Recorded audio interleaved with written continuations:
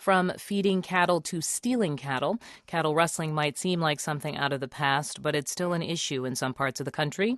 In Texas, ranchers are seeing an increase in stolen cows, even as the overall number of cattle shrinks. From member station KUT in Austin, Mose Buchele brings us the story. This is how Pauly Sanchez takes the head count of cows at his ranch in Giddings, Texas. Not using a horse or a lasso, just a pickup truck and a feed bag.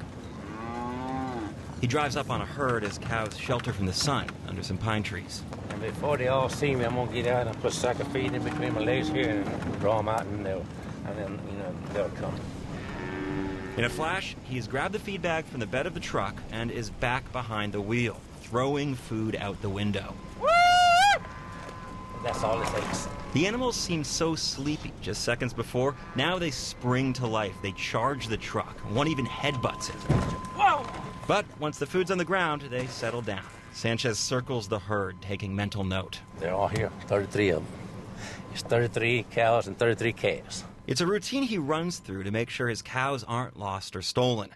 Ranchers saw a dramatic jump in cattle theft last year. In Texas and Oklahoma, over 10,000 cows and horses, mostly cows, were reported missing. That's almost a 40% increase from the year before. Doug Hutchison is a special ranger who works cattle cases in Texas.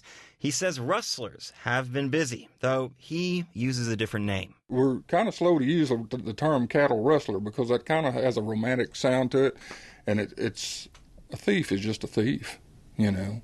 I mean, it's just a sad situation. Hutchison blames the rustling rise on two crises plaguing parts of rural America: drought and methamphetamine use.